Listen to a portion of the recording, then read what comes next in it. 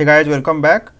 Today I have a problem from balanced brackets category. Balanced bracket problems are very important for coding interviews. Okay, there are so many various types of questions can be asked from balanced brackets. I will be covering many different type of valid parenthesis balanced bracket problems in my channel, so stay tuned. Let's start our session with the simplest one, the basic concept of this problem. So today's problem is given a string containing just the characters, the simple bracket, the curly bracket and the square bracket, determine if the input string is valid. Okay, so the basic concept of solving a balanced bracket problem is using stack. Whenever you hear balanced bracket, stack should come to your mind. Okay, but that is not necessarily true. Okay, you might not have to use stack also, keep that in mind. Okay, but today's problem will be solving using a stack. Okay, what is the property of a stack? Stack is a data structure which follows LIFO principle, right? Last in, first out.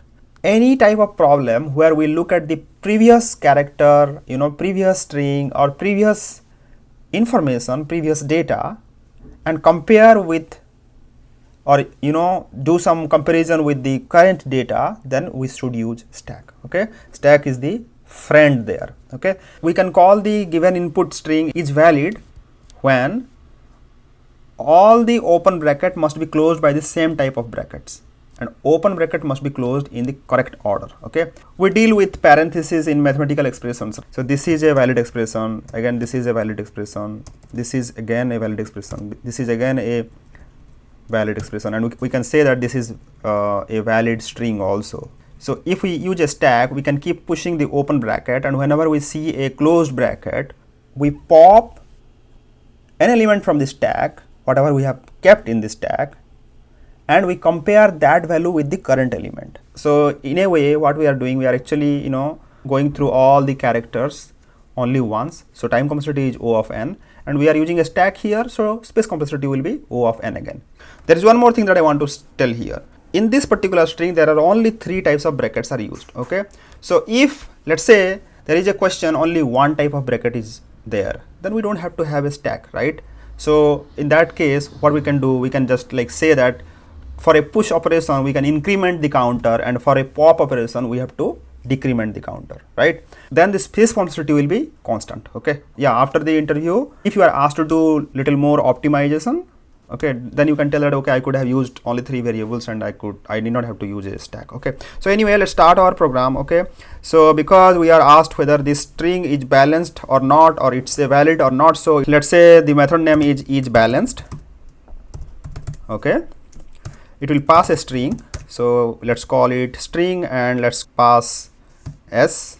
Okay, and because it is valid or invalid, so we'll return boolean. Okay, fine, good.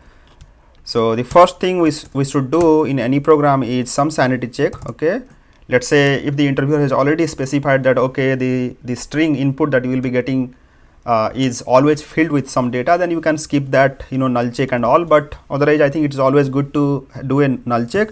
So we'll say s equal to null or s dot length equal to 0, then we can still say that it's a valid string, return true. Yeah, you might want to ask the interviewer this question, like should I return true or should I return false? That's a valid question to ask him. Okay, now because we are going to use a stack, so let's define our stack here. Okay, we'll be pushing the characters, right, one by one character, because the characters involved in the strings are only these 3 types of brackets, but those are anyway characters, so we'll just push characters here. So I'll say stack of character equal to new stack. Okay, now I'll start a for loop for int I equal to 0, I less than s dot length I plus plus. Okay,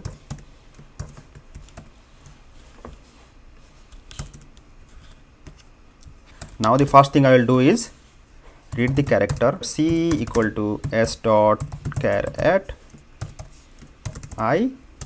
Okay, I can just push this st dot push c, or here I will take a little different path here.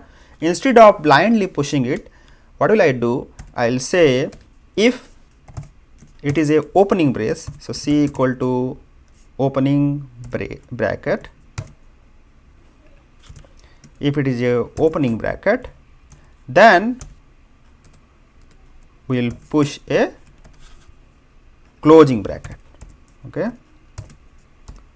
Why I am doing this? Actually, when I pop the character from the stack, then it will help me in not, calling another method or identifying this is of this type or not. So things like that. So if c is open bracket, then push the close bracket.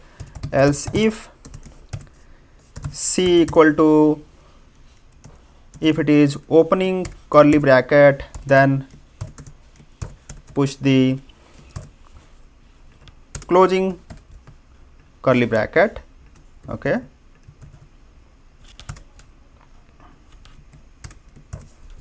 And else if it is opening square bracket,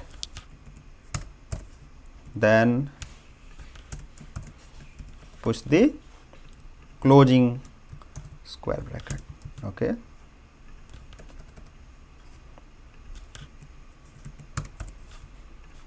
Fine.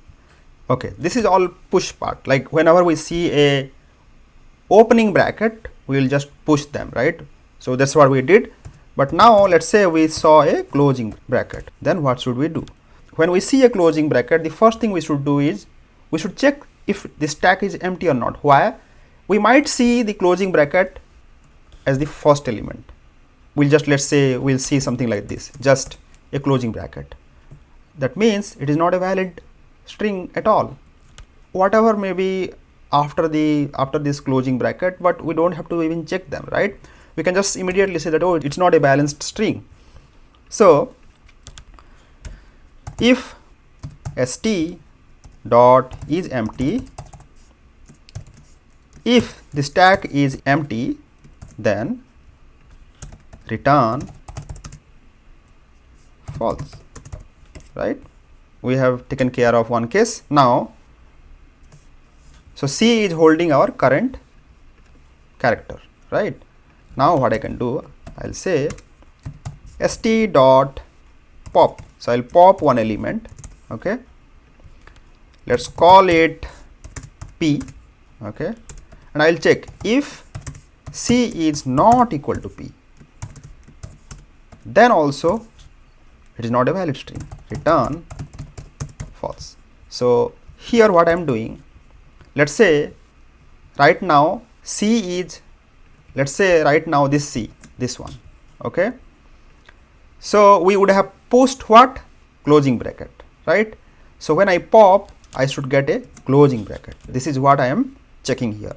So when the popped element is a closing bracket, we are only pushing the closing brackets. Okay, there is no opening bracket at all in this stack. Okay, so when we pop and we see a closing bracket, then we are fine, right?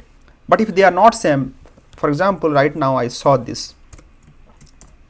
Okay, when I see this, then it's a problem, right? So I should actually see a closing bracket of the same type, right? So if they are not equal, then return false. Okay, fine. And now when this for loop is over, we can say that return. Actually we are left with one another case. Let's say you might have encountered a string like this so far. Okay, and there are characters like this. Okay, so until this is balanced, and we have just kept pushing the characters to the stack. Okay, but we did not do any pop yet. Okay, so at that time stack will still have some element left, right? Finally, after the for loop, we should have a empty stack, then we can call it's a balanced string. Okay, so that means if we are left with anything in the stack, then it is not a balanced string, right? So we can say st dot size equal to 0. So return st dot size equal to 0 means if the stack has no elements left, then we will return true, otherwise it will return false. let's just test this. Okay, so this is the problem from Leetcode 20 valid parenthesis, and exactly same solution I have written here.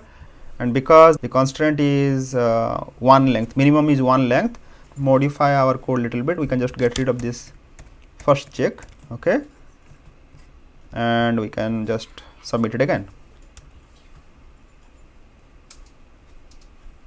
That's it for today, guys. Yeah, see you next time. Thanks for watching, guys, and this is my channel. I'm not going to do thousands of problems in the Leetcode in my channel, but I would like to target certain questions which are very, very helpful to open your thought process for cracking a coding interview. You can encourage me by subscribing or liking my videos. Stay tuned and see you next time. Until then, bye, take care.